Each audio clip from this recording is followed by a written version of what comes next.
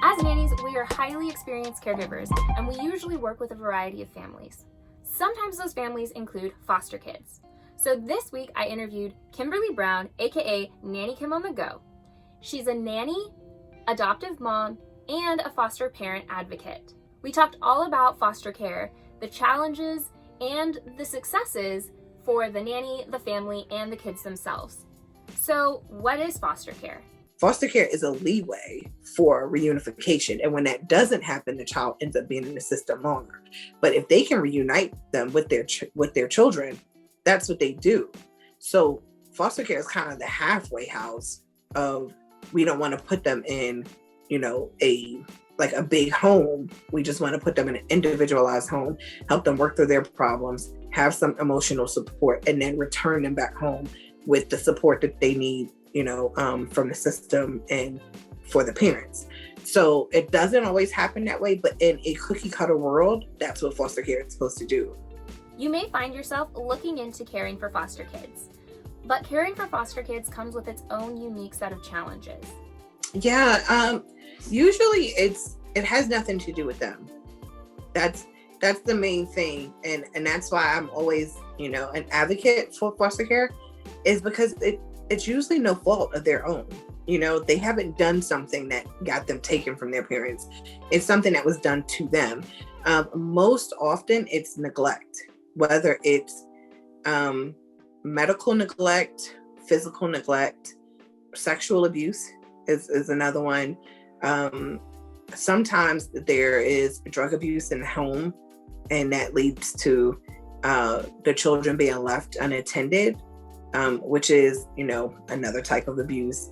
So it's usually, I would say, a lot of abuse and neglect are the main things. And then sometimes you have situations where a parent may die. I won't even say that, every situation is bad. There's just different situations. And a lot of times children don't realize that they're being neglected, and they don't realize that they're being abused. For them, it's life. This is every day. I didn't know I was being neglected when my mother didn't take me to the doctor. You know what I mean?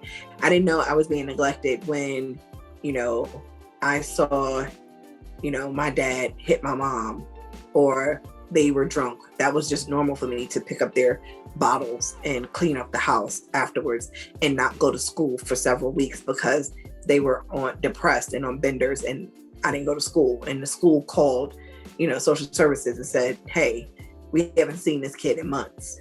You know what I mean? Things like that happen. And they don't look at it as being abnormal, because that's part of their normal life, and they don't think anything of it. So when you take them from that, they're usually very upset. A lot of children that are abused and go into foster care, the first thing that you come up with them,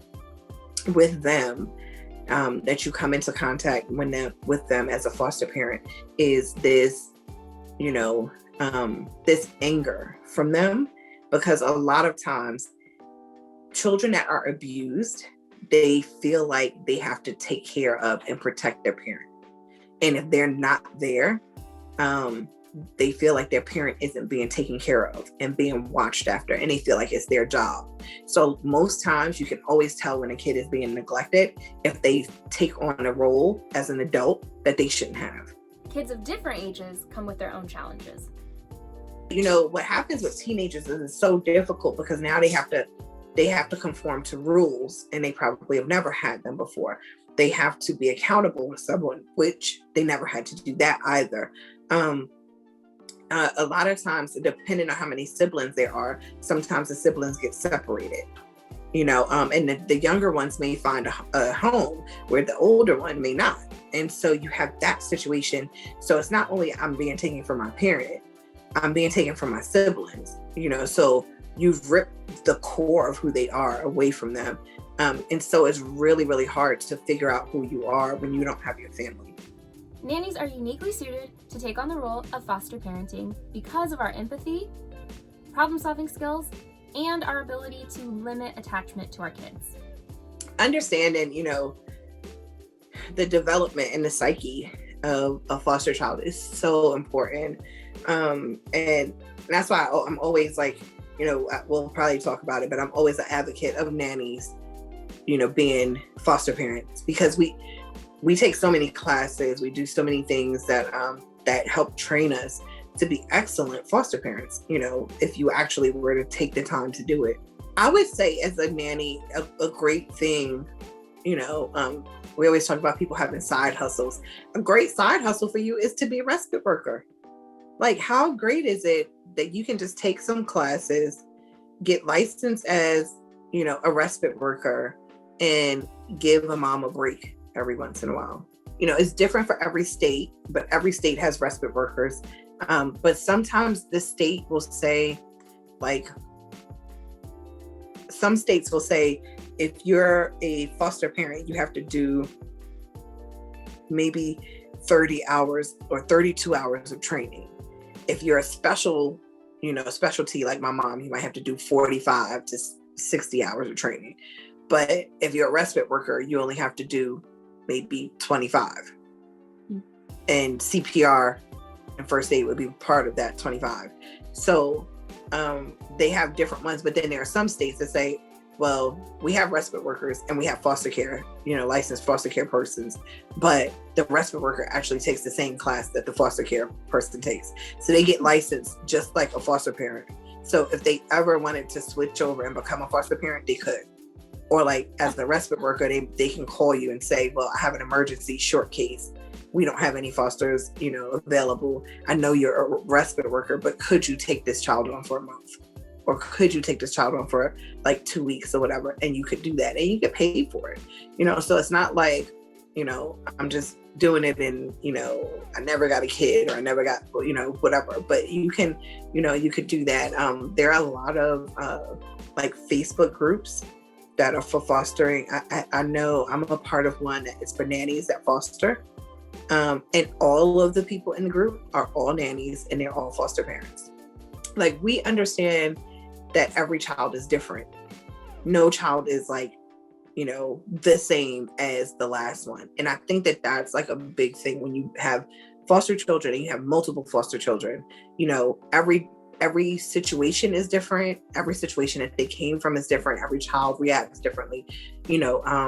As nannies, we're so used to going in and out of people's homes, being attached to a child and leaving them, being attached to a child and leaving them. And, we still have love for them, but we just move on to the next job. And that is a lot of what foster care is. Not every child comes to your home and stays for 3 or 4 years and you adopt them. Not every child comes to your home that is adoptable. Most of them come and you're just kind of the leeway, just letting their parents get themselves together so they can be reunited and, have reunification with their parents. But it is a part of our job. We are used to loving them as much as we can while we have them. And then when it's time to go and move to the next family, we are used to letting them go. And so I think that is like a huge benefit to being a foster parent, is that you understand that you love them while you have them, but when it's time to go, you have to let them go. Then, they don't belong to you. With all that we've learned so far, if you decide that being a foster parent or a respite care worker is right for you, you may be wondering if you can do it while still having your nanny career. Well, now that you're a mom, are you going to get a real job? I'm like, I can pay more than you. Like, sometimes I have to remind people, like, this is a career for me. I make more money than you do. What do you mean am I going to get a real job now that I'm a mom? So a lot of things changed when I became a mom. It's becoming more of a norm for nannies that have children to take their children to work with them. And an infant is easier to take to work with you, to grow with. Like, if you have a family, if you find a family that has one child that's around the same age as your infant, to have the two infants together would just be like keeping twins, or siblings that's a couple of months apart. So they kind of have their own built-in play partner. They grow together, and usually the parents that you nanny for will become so accustomed and close to your child as well, because you bring them all the time. They see them grow with their child. They see the benefits of it. So it's not out of the norm. So I would say if you are a nanny, having a baby would probably be the easiest fit. But, there are some nannies that have really, really long jobs and, really weird jobs and stuff like that. And so you have to do what works for you and what fits for you. But I definitely feel like if you have a heart to be a foster parent, then you should definitely see and figure out how to make it work. And it's not a thing that you have to do forever. You could just do it for a season just to say hey, this was something that I really wanted to do. I accomplished it. I made it happen. I may not ever do it again, but I did it. And I know I helped at least one child. How did this work for you? Well, my daughter is 3. I've had her since she was 3 months. She's gone to work with me. I've always found jobs. I've always interviewed a certain way that I ask the questions that I need asked to make sure that she's getting from me what she needs. And it worked out well for me. I had to take pay cuts? Absolutely. If I wanted to bring her to work with me, I've had to take some jobs where I've taken pay cuts. And it was fine with me because I wasn't paying for daycare. Having a good support system, a lot of times when people go in, they'll do a buddy system where they may have a friend that will go through the classes for respite care. And so if you're a nanny and you do overnights, your best friend could go and do respite and actually get paid for watching your child overnight. Here's something to keep in mind for potential foster parents. Parents don't get breaks. Nannies do. You go to work, you get paid, you go home. When you leave on the weekend, hey, sayonara. Hope you're alive when I get back Monday. You know what I mean? So, going from fostering and, and parenting, even as a foster parent, you have responsibilities that they don't go away at the end of the day. Whether you're a nanny, foster parent, adoptive parent, or natural parent, the takeaway of today is that you are their advocate. You should advocate for the child in your care at all times. People were just you should have gave up on her a long time ago. She was drama, it was trouble, it was this. And I was who are you to say what someone is going to become? Who are you to say when someone should give up on someone else and just walk away? How many times have you done crazy things that someone should have definitely not dealt with you anymore about? We don't get to make those decisions for someone else.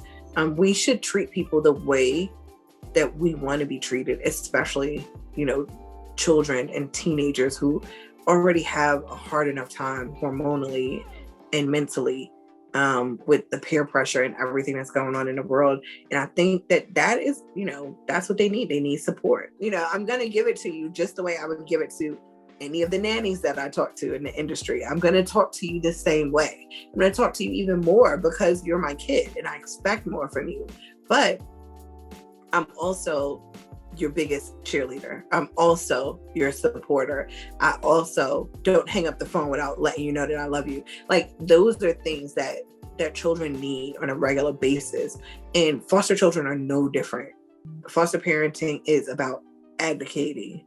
The advocacy part is huge. Understanding the system, understanding the law, being able to advocate, like I said, being able to advocate for these children and for what they need, that's part of being a foster parent. The system has so many children that they don't know what's really going on once they put them in your home.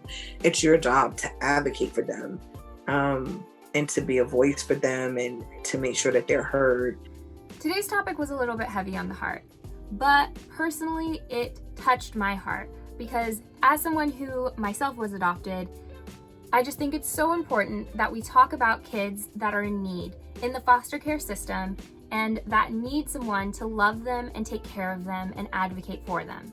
Nannies can make a difference if it's what you want. We can find more about this topic, foster care, being a foster parent, or being a respite care worker, when you follow Nanny Kim on the Go.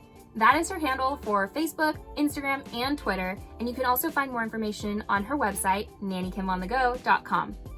She's also involved with Facebook groups such as Nannies Involved with Foster Care and Adoption.